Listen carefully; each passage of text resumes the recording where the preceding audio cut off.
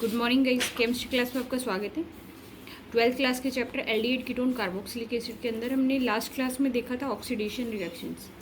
Oxidation reactions के अंदर हमने ये देखा कि कीटोन्स जो या फिर कार्बोनाइल कंपाउंड्स जो होते हैं वो क्या होते हैं, ऑक्सीडाइज होने के लिए जो एल्डिहाइड होता है उसके लिए तो माइल्ड कंडीशंस की रिक्वायरमेंट नहीं होती है। नॉर्मली जो ऑक्सीडाइजिंग एजेंट्स होते हैं लाइक एज KMnO4 है, डाइल्यूट या फिर कंसनट्रेट HNO3 है, इसके अलावा K2Cr2O7 पोटेशियम डाइक्रोमेट है, या फिर टोलेंस रिएजेंट, फैलिंग सोल्यूशन, ये हैं, इन सबको काम में लेते हैं। लेकिन जो कीटोन्स होते हैं ना वो नॉर्मल कंडीशंस में ऑक्सीडाइज नहीं होते हैं, इसलिए उनके लिए कंडीशंस माइल्ड यूज़ करनी होती है। सो ऑक्सीडाइज एजेंट्स के साथ में भी वी नीड हाई टेम्परेचर, ठीक है ना, ऐसा देखा था हमने।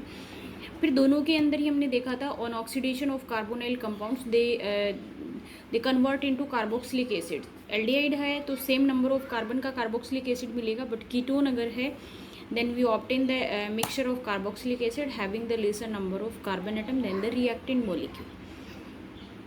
लास्ट क्लास के अंदर हमने देखा था टॉलेंस रिएजेंट क्या होता है। टॉलेंस रिएजेंट क्या होता है? Ammonified silver nitrate solution. Ammonified silver nitrate solution is known as the Tollens reagent, जिसको बोलते हैं AgNH3 का ट्वाइस प्लस कोऑर्डिनेशन कंपाउंड होता है ये। अमोनिफाइड जो सिल्वर नाइट्रेट सोल्यूशन होता है जिसको अपन टॉलेंस रिएजेंट बोलते हैं, जब एल्डिहाइड सोल्यूशन के अंदर टोलेंस रिएजेंट को डालते हैं तो एक सिल्वर मिरर अपीयर होता है, और वो एजी मेटल की वजह से या सिल्वर मेटल की वजह से होती है। तो सिल्वर मिरर का बनना क्या होता है, एल्डिहाइड मॉलिक्यूल को कंफर्म करता है। सेकेंड हमने देखा है Fehling solution. Fehling solution is the mixture of two solutions. Fehling solution A copper sulphate का होता है, और सेकेंड जो बी होता है सोडियम पोटेशियम टार्ट्रेट का होता है। देखो टार्ट्रिक एसिड क्या होता है, टार्ट्रिक एसिड होता है CH, इस पे भी ऑक्सीजन, इस पे भी ऑक्सीजन, इधर भी जो ग्रुप होता है वो होता है COO माइनस,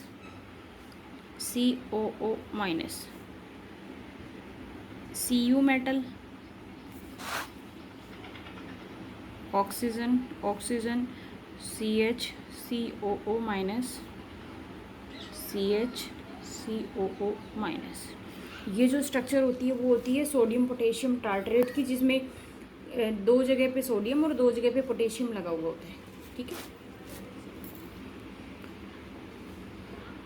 तो हमने लिखा है इक्वल, है ना, equal mixture of, this is the mixture of equal amount of solution A and B। Overall हम बोलें तो ये जो सोल्यूशन होता है उसके अंदर कॉपर +2 आयन के अंदर प्रेजेंट होता है। जब एल्डिहाइड कंपाउंड के अंदर हम फैलिंग रिएजेंट को डालते हैं, रिएजेंट प्रिपेयर मिलता है आपको, तो जब when aldehyde compound is treated with a falling solution it form red PPT, कि ट्रांसपेरेंट जो सोल्यूशन होता है उसकी रेड कलर की PPT बन जाती है। रेड कलर की PPT का बनना किसको इंडिकेट करता है? क्यूप्रस ऑक्साइड को इंडिकेट करता है।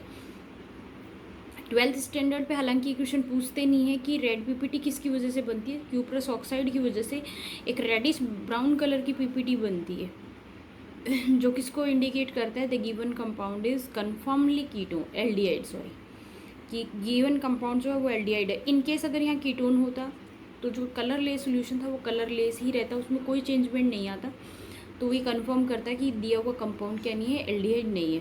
तो फैलिंग टेस्ट और टोलेंस जो टेस्ट है वो एल्डिहाइड और कीटोनिक ग्रुप में से कंफर्मेटिव टेस्ट के लिए यूज आते हैं। ये पोर्शन आप लोगों के प्रैक्टिकल में भी आता है। जब फंक्शनल ग्रुप आइडेंटिफाई करने होते हैं तो उस कंडीशन में आपको देखना होता है कि किस तरीके से आपको आइडेंटिफाई किया है, किस तरीके से आपने कंफर्म किया है कि गिवन कार्बोनाइल कंपाउंड एल्डिहाइड ही है, कीटोन नहीं है। तो उसके दो ऑप्शन हैं आप लोगों के पास में, टोलेंस रिएजेंट है, फैलिंग सोल्यूशन है, इसके अलावा जैसे बेनेडिक्ट सोल्यूशन भी आता है, पर इतना लंबा चौड़ा नहीं है आप लोगों की। Next and very important reaction is haloforms reaction.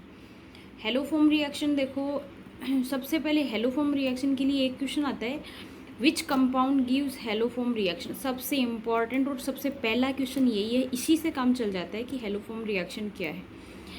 तो देखो सारे कंपाउंड्स जो है वो हेलोफॉर्म रिएक्शन नहीं देते, है ना, सारे कंपाउंड्स हेलोफॉर्म रिएक्शन नहीं देते हैं। Compounds which have CH3C double bond O, ऐसे कंपाउंड जिनके अंदर CH3C double bond O group present हो, या CH3CHOH। क्यों? क्योंकि एल्कोहल्स का जब डिहाइड्रोजिनेशन करते हैं तो ये किस में कन्वर्ट हो जाएगा, CH3COO के अंदर। तो कोई भी कंपाउंड जिसके अंदर CH3C+O प्रेजेंट हो, only those compounds gives haloform reaction, कि केवल वही कंपाउंड हेलोफॉर्म रिएक्शन देते हैं जिनके अंदर CH3C+O हो या फिर CH3CHOH ग्रुप हो। तो आप इस CH3CHOH ग्रुप के लिए तो एक ही चीज़ ध्यान रख सकते हो, या तो सेकेंडरी अल्कोहल या फिर इथेनॉल, है ना, या तो सेकेंडरी अल्कोहल या फिर इथेनॉल, या फिर अपनी जो कंसेप्ट है उसको क्लियर रखें। आपको ग्रुप में से या तो CH3C+O आइडेंटिफाई करना है या फिर ये ग्रुप देखना है। इन दोनों में से अगर कोई सा भी ग्रुप प्रेजेंट है उसके अंदर तो हेलोफॉर्म रिएक्शन देगा, अदरवाइज नहीं देगा। तो फर्स्ट टाइप का क्वेश्चन तो यही बनता है, which compound give haloform reaction, ठीक है ना, इनमें से कौन सा कंपाउंड हेलोफॉर्म रिएक्शन देगा। दूसरी बात, हेलोफॉर्म रिएक्शन के लिए देखो ये पूछी जाती है कि फाइनल प्रोडक्ट क्या बनेगा क्या नहीं होगा। तो देखें, जब भी ऐसे फंक्शनल ग्रुप रखने वाले कंपाउंड्स की रिएक्शन हम बेसिक सॉल्यूशन के अंदर, है ना, बेसिक सॉल्यूशन के अंदर X2 मॉलिक्यूल के साथ करवाते हैं। X2 मॉलिक्यूल का मतलब होता है चाहे क्लोरीन के साथ करवा दो, ब्रोमीन के साथ करवा दो, आयोडीन के साथ करवा दो। तो जब क्लोरीन के साथ रिएक्शन करवाते हैं तो इस रिएक्शन का नाम हो जाएगा क्लोरोफॉर्म रिएक्शन। ब्रोमीन के साथ करवाएंगे तो ब्रोमोफोर, और आयोडीन के साथ करवाएंगे तो आयोडोफॉर्म रिएक्शन हो जाएगी। इसमें क्या होता है कि इस फंक्शनल ग्रुप वाले कंपाउंड की रिएक्शन जब अपन बेसिक सोल्यूशन में NaOH सोल्यूशन के अंदर करवाते हैं तो क्या होगा कि ये जो CH3 ग्रुप है, ये CH3 ग्रुप कन्वर्ट हो जाता है हेलोफॉर्म के अंदर। क्लोरीन लिया तो क्लोरोफॉर्म में, ब्रोमोफॉर्म या आयोडोफॉर्म के अंदर। ये मिथाइल ग्रुप तो कन्वर्ट हो जाता है हेलोफॉर्म में, और रेस्पेक्टिव जो कंपाउंड होता है वो एसिड के अंदर कन्वर्ट होता है। देखिए, ग्रुप CH3C+O, जिसके आगे R भी हो सकता है, PH भी हो सकता है, कुछ भी हो सकता है, इतना ही याद रखें, जिसके अंदर CH3C+O ग्रुप होता है, having compounds treated with NaOH plus X2, या फिर कॉमन लिखा हुआ होगा तो NaOH, they form salt of carboxylic acid and chloroform या हेलोफॉर्म। वो कार्बोक्सिलिक एसिड का सॉल्ट बनाते हैं तथा क्या करते हैं, हेलोफॉर्म कंपाउंड्स का फॉर्मेशन करते हैं, इसके बाद में देखो आप, लाइक आपने एग्जांपल लिया है RC+O CH3, ठीक है। मैंने आपसे ये कहा है कि CH3 ग्रुप का तो आपको क्या बनाना है, X, तो इसका तो क्या हो जाएगा, हेलोफॉर्म बनाओगे तो CHX3, तो आपने बना दिया CHX3, हेलोफॉर्म बना दिया। पीछे ग्रुप बच गया RC+O, तो इसके साथ में बचा हुआ ग्रुप जुड़ जाएगा ONA। क्यों? क्योंकि जो NaOH प्लस X2 है ना, उसको दोनों को मिला करके आप क्या लिख सकते हो, NaOX लिख सकते हो। इसमें से X जो है वो तो इनके साथ निकल गई, पीछे क्या बचा, ONA ग्रुप बचा। तो ONA ग्रुप किसके साथ जुड़ता है, इसके साथ। तो आपको सिंपल वे में क्या देखना है, CH3 का तो बनाना है CHX3, बचा हुआ जो है उसका सॉल्ट बना दिया, Na के साथ था तो ONA लगा दिया, पोटेशियम के साथ होता तो पोटेशियम लगा दिया। अदर एग्जाम्पल देखें, CH3CH+C जो हमको ग्रुप चाहिए वो है, इसमें से इस ग्रुप का तो बनाना है आपको क्या, क्लोरोफॉर्म, क्योंकि Cl के साथ रिएक्शन है, और बाकी के साथ में ONA लग जाएगा। तो पीछे वाला ग्रुप जो था उसके साथ तो ONA, और इसका क्या बन गया, क्लोरोफॉर्म बन गया। तो रिएक्शन के टाइम में प्रोडक्ट आइडेंटिफाई करना तो बहुत ईजी है, बस इस रिएक्शन का सबसे इम्पॉर्टेंट बात क्या है, वो है विच मॉलिक्यूल गिव या which molecule undergoing haloform reaction, कि कौन सा मॉलिक्यूल हेलोफॉर्म रिएक्शन देगा या फिर नहीं देगा, ये फैक्ट सबसे इम्पॉर्टेंट है, ठीक है ना। दूसरी बात ये आती है कि इसके अंदर CH3C+O, उसके पीछे की सीरीज में आपके पास अनसेचुरेशन हो सकता है, उसमें एरोमेटिक कंपाउंड हो सकता है, उसमें एलिफेटिक हो सकता है, उसमें डेरिवेटिव कंपाउंड हो सकता है, कुछ भी हो। ये जो रिएक्शन होती है वो सिर्फ और सिर्फ इस फंक्शनल ग्रुप पे होती है, इसके पीछे वाले मॉलिक्यूल को इफेक्ट नहीं करती है। इसलिए पीछे वाले मॉलिक्यूल की स्ट्रक्चर प्रोडक्ट में एज इट इज मेंटेन रहेगी, है ना, एज इट इज। जैसे CH3CH+C ये ग्रुप इसमें था तो इसमें भी बिल्कुल सेम रहेगा, सिर्फ और सिर्फ इस फंक्शनल ग्रुप के लिए रिएक्शन होती है। तो इस रिएक्शन के अंदर पीछे की सीरीज़ के अंदर कोई भी इफेक्ट नहीं पड़ेगा, क्योंकि ये C+O CH3 ग्रुप का इफेक्ट करती है, ठीक है। कन्फर्मली इसका प्रोडक्ट है हेलोफॉर्म, तो ये क्लोरोफॉर्म, हेलोफॉर्म, ब्रोमोफॉर्म, आयोडोफॉर्म इस तरीके से आएंगी। हमने नॉर्मल की रिएक्शन देखी है। आपको ध्यान रखना है कि कौन सा कंपाउंड रिएक्शन देगा, कौन सा नहीं देगा, मैंने बहुत हाईलाइटेड करके बोला है, क्योंकि जब भी एग्जांपल देते हैं तो उस कंडीशन में आप जो अल्कोहल वाला एग्जांपल है CH3CHOH, उस ग्रुप को नेगलेक्ट कर देते हो, क्योंकि कई बार ध्यान नहीं रहता। तो उसको आपको याद रखना है, क्योंकि वो ग्रुप ऑक्सीडाइज होकर के कार्बोनाइल में कन्वर्ट होता है, इसलिए अल्कोहलिक ग्रुप में जो सेकेंडरी अल्कोहल होते हैं या फिर इथेनॉल होता है वो भी ये रिएक्शन देता है। ठीक है, अब देखो नेक्स्ट जो रिएक्शन है ना, उनके अंदर ये वो रिएक्शन है जिसमें कार्बोनाइल ग्रुप पार्टिसिपेट करते हैं, चाहे ऑक्सीडेशन रिएक्शन हो, चाहे रिडक्शन रिएक्शन हो, या फिर जितनी भी हमने देखी हैं न्यूक्लियोफिलिक एडिशन रिएक्शंस देखी हैं, है ना, ये सारी की सारी जो रिएक्शन है उसके अंदर कार्बोनाइल ग्रुप पार्टिसिपेट करता है। अब हम वो रिएक्शन देख रहे हैं जिसमें कार्बोनाइल ग्रुप तो सेफ रहता है और अल्फा हाइड्रोजन पार्टिसिपेट करता है, या फिर रिएक्टिविटी ऑफ अल्फा हाइड्रोजन। सबसे पहले तो हमको ये पता होना चाहिए कि हम अल्फा हाइड्रोजन किसको बोलते हैं। अल्फा हाइड्रोजन, अल्फा जो है ग्रीक लैंग्वेज का वर्ड है, जो अल्फ़ाबेट्स होते हैं उसके अंदर हम ये बोल सकते हैं कि in a given compound the carbon at which the functional group is present that is known as alpha carbon, कि गिवन कंपाउंड के अंदर वो कार्बन जिसके साथ में फंक्शनल ग्रुप अटैच हो, फंक्शनल ग्रुप जिस कार्बन के साथ अटैच होता है उसको आप बोलते हो alpha carbon. Next carbon beta होता है, उसका नेक्स्ट कार्बन गामा होता है, डेल्टा, फाई, साई, इस तरीके से।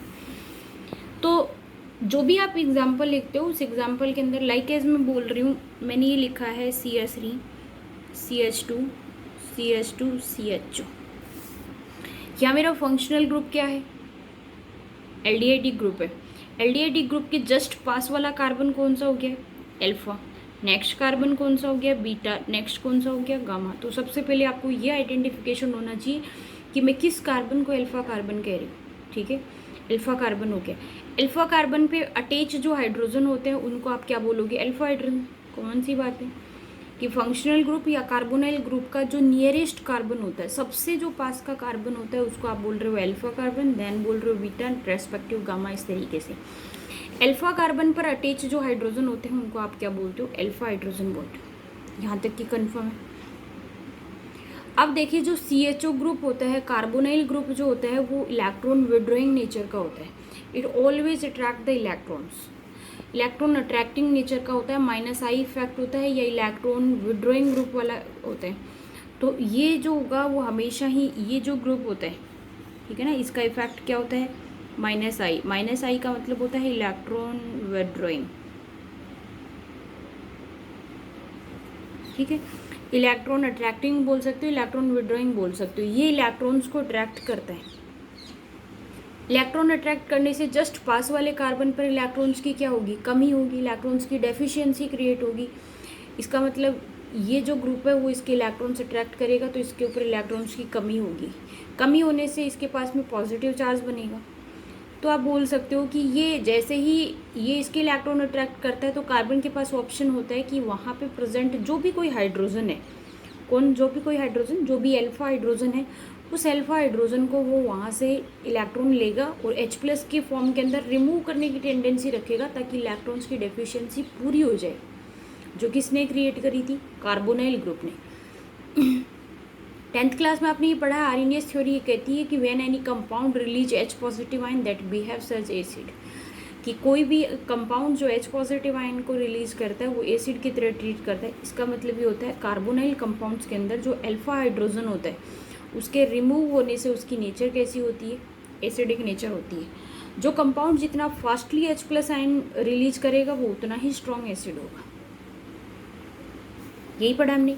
तो हमने ये पढ़ा the nearest carbon of carbonyl group is called alpha carbon and its hydrogen is known as alpha hydrogen. ठीक है, अगला पढ़ा है हमने carbonyl group show -I effect because it attract the electron towards itself. Yes, due to this alpha carbon becomes electron deficient, इसकी वजह से electrons की कमी हो जाएगी। So alpha carbon attract the electrons from the alpha hydrogen and remove H+ ion and show acidic property. इसलिए वो alpha hydrogen को रिमूव करेगा और क्या करेगा, एसिडिक प्रॉपर्टी शो करेगा। When carbonyl compound is treated with any strong base then alpha hydrogen easily removed and carbon ion is form.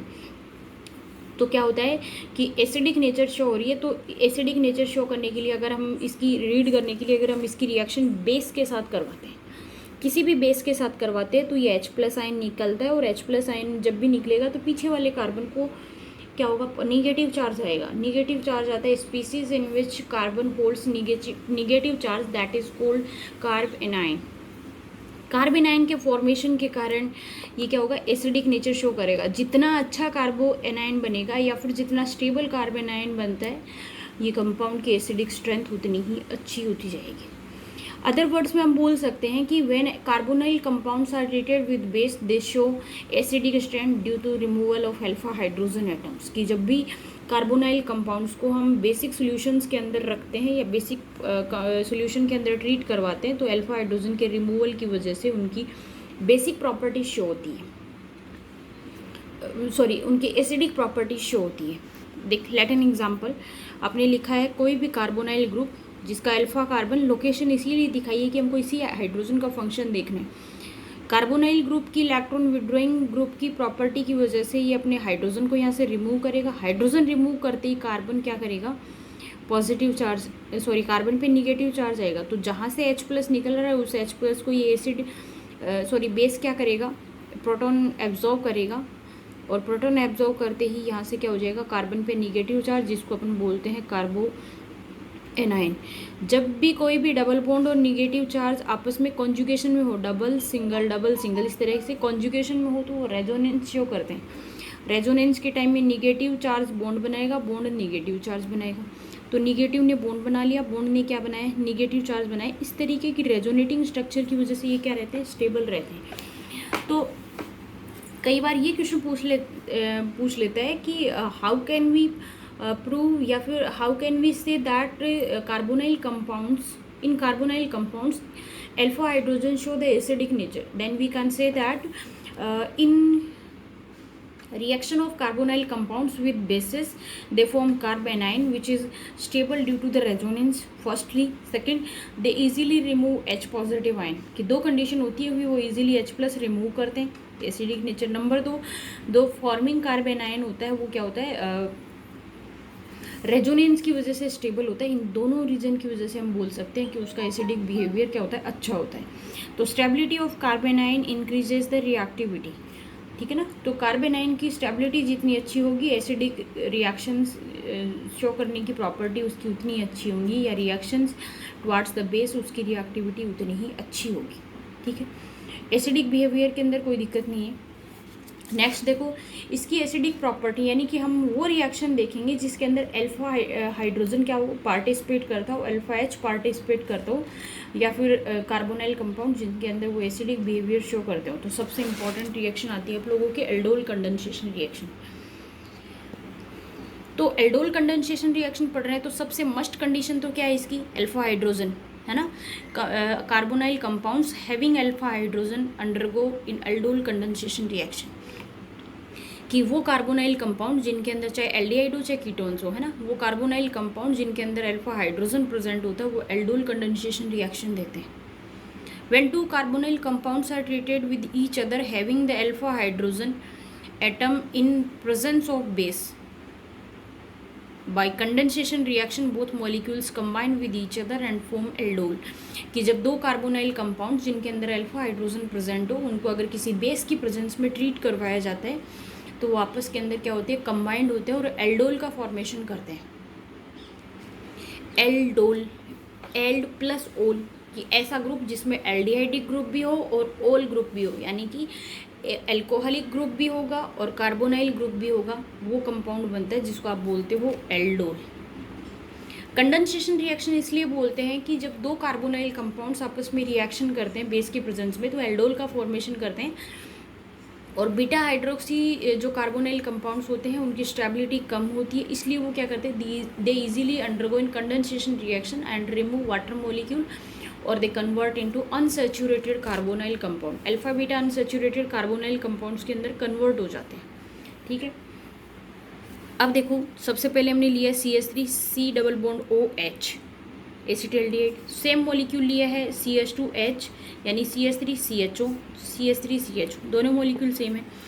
इसके अंदर जब रिएक्शन होती है तो रिएक्शन कार्बोनाइल का कार्बन और इसका हाइड्रोजन H+ की फॉर्म में, ऑक्सीजन पे निगेटिव, O के ऊपर H अटैक करेगा, कार्बन के ऊपर कार्बन अटैक करेगा।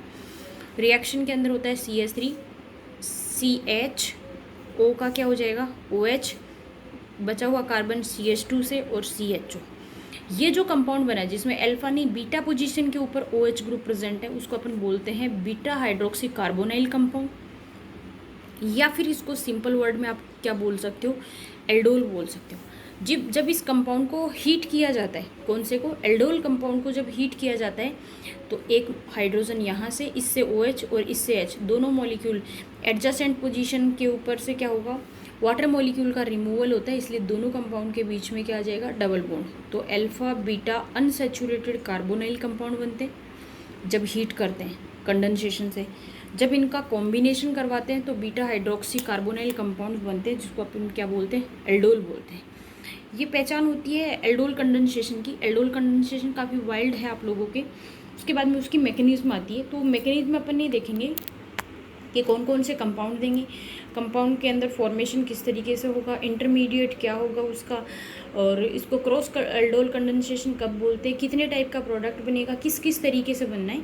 तो नेक्स्ट क्लास का जो अपना लेक्चर होगा उसके अंदर में एल्डोल कंडेंसेशन जो आएगा उसका मैकेनिज्म, कौन कौन से कंपाउंड्स देंगे, काफ़ी वाइल्डली इस चीज़ को डिस्कस करूँगी मैं। ठीक है, thanks, have a nice day guys.